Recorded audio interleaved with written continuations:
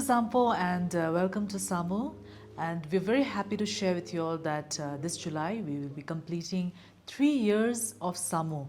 It has been an exciting and really amazing journey, and we've had so many different kinds of people to thank for making Samu happen. So today we have here at Samu a very important person in the journey of Samu. And I want to introduce all of you to our Sonam Penjor. So I don't know how many of you all know our Sonam Penjor, but our Sonam Penjor was the person who was heading the National Credit Guarantee Scheme. And while he was there, he evaluated thousands of projects probably. And among the projects that he evaluated, Samu was one of them. So as a startup, we would not have been able to start Samu without the funding that we got through the NCGS project. So we are here with our Sonam Penjor today. Firstly, I want to thank you for such an important role that you played, during the journey in which Samu just first started off. And it was so critical for us to have access to finance then. And without that finance, we would not have been able to make Samu happen at all. So you played a very important role. So we wanted to learn from you, that since then and now. Firstly, we want to understand from you that among all the proposals that you received, how did you and your team assess Samu, and how did we stand out? Right, Nyema, thank you very much for having me. Actually, you're taking me 3 years back, and NCGS was quite. It was something that we really wanted to make a difference with. It was a vehicle we wanted to make a difference for the country. We wanted that vehicle to carry differences for our country, and Samu happened to be one of them. You see, it was a time, COVID, people were often, lockdowns were inevitable, people had to stay in. I had to look at myself. I was looking for entertainment at home. If I could, or if others could, subscribe to Netflix or Amazon Prime and so on and so forth, why couldn't we have our own local content? And yeah, honestly, I think I should be quite honest. I'm a very big film, entertainment buff, so I immediately believed in it. And then, yes, then I said you guys could come in. We looked through your proposal. You all did such a detailed job. Yes. We had some comments, and then we invited you. And when we met and you pitched your proposal to us, you actually took it another level higher, convinced us more. And I think that was it. That was it. And yes, many proposals. We were looking for different projects which can go forward, which can scale up. And like I always share, entertainment is one product which has the most diverse audience, the most diverse demand. Nice. So Samu was going to give entertainment. I may be entertained by something else. I was entertained by something else 3 years ago.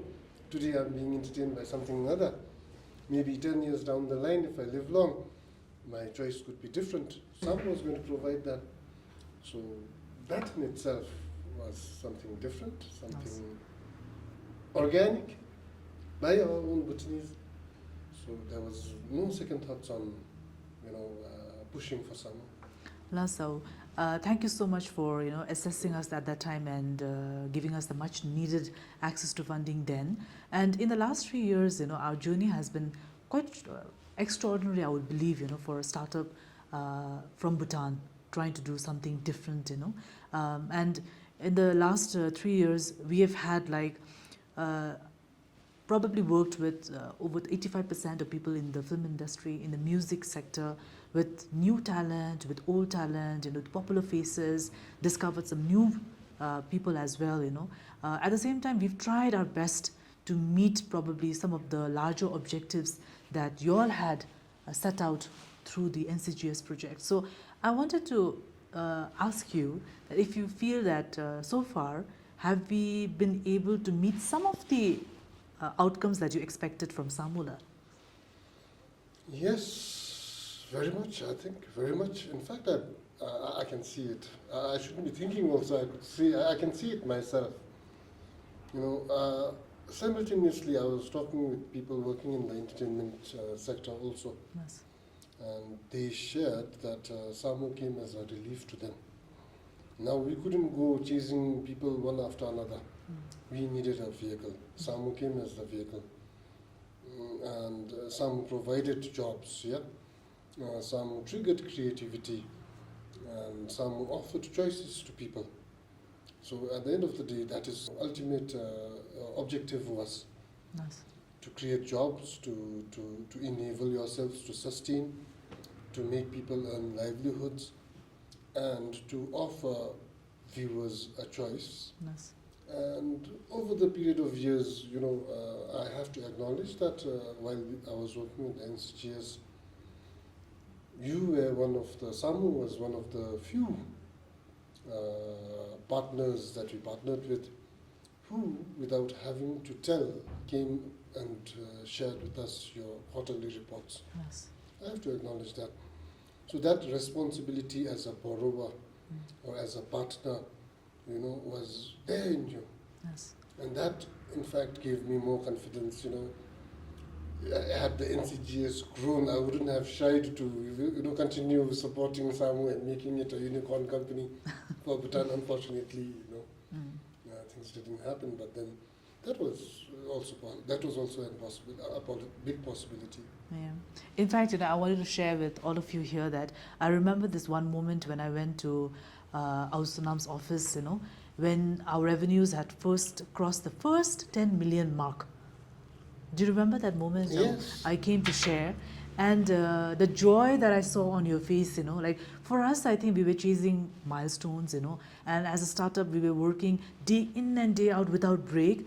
But the joy that I saw in your face that day, you know, it just made me feel that how involved you were, you know, in the project. And you had that kind of joy when you shared about other successful NCGS projects as well, you know. So I really want to thank you, Au, that it was not just the support in terms of NCGS, but also your personal support to us, you know, through advice, you know, through always like making sure that you keep a check on us, you know, and give us guidance. So I also want to understand that now it's 3 years for us, more. So I want to understand that, do you think, like, you know, for Samu, like, you know, what are some of the key areas do you think that we still can really work on, you know, to take us to the next level? See, I normally use this word entertainment. Yeah? Creativity, there's no dearth of creativity. And there will never be a lack of demand for entertainment. So, you know, namisami. The limit is namisami. It's beyond sky, beyond earth. So, simply I could say that. But very specifically, I think it's time that we go beyond borders. Yes. Target non-Bhutanese clients. I've often shared this, but when Bollywood movies can do billions of business in China, it actually proves that, you know, entertainment needs no language. True. In the age of technology, you know, it's just like ourselves. You know, we learned our neighboring countries' language watching their movies. So entertainment needs no boundaries, needs no visas. So Samu is majorly an OTT, and I am quite confident with your persistence, your commitment, and your passion for the business and the whole industry as such. I can just see it going forward, moving forward, meeting new and major milestones. And for me, all I can say is good luck, and I'll be available whenever Samu requires me. Rasta. Thank you so much. And before we end this, one last question, and also to let you all know that Sir Sonam Penjor is the Director of Department of Media, Intellectual Property and the Creative Industry. right? So it's such an important department at the MOIS. So you are, leading one of the biggest departments in Bhutan, which is the creative industry. So I wanted you to share with our viewers, with the fellow people in the creative industry about, what do you see, the future of the creative industry, for Bhutan? Your question made me drink some coffee also now. The future of creative industry is bright. Yes.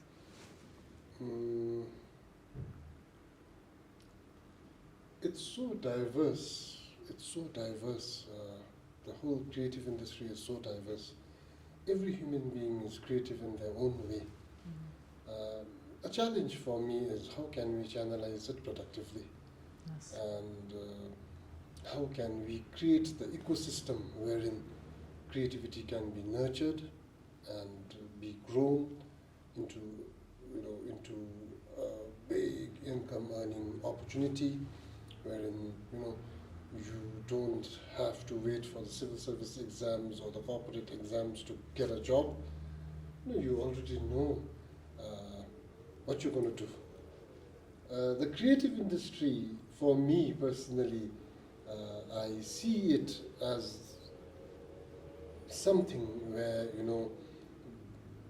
if you can build the correct ecosystem, then every Bhutanese child can pursue their passion as occupation. So that is the potential of creative industry. And just like you and I, Yes. had I been a singer, I would have been much a happier man. But I'm a civil servant and I couldn't pursue my passion, but nevertheless, I'm lucky enough, I'm working in the industry now. So similarly, in the land of gross national happiness, if we have people earning their livelihood, chasing their passion, I think we cannot ask for more. And that is what we want to build, and that is what we want to work on. Laszlo, thank you so much for sharing this with us, and we really look forward that in the next year, the year after, and the following years, Samu will keep growing, and Samu will try to keep aspiring new standards, new milestones for the creative industry, and that we work together with the industry to perhaps work towards having the first creative unicorn from Bhutan. So that's our dream, and that's what we'll be chasing. Thank you so much, La. Thank you. And let me take the opportunity. Tashidelek on 3 years, achieving the 3-year milestone. It's simply going to become 30, and then probably 50, and then so on and so forth. So my best wishes always. I'll tell my grandchildren one day that your grandpa was a part of creating Samu. That's the satisfaction I'll derive. Thank you so much, La. Thank you.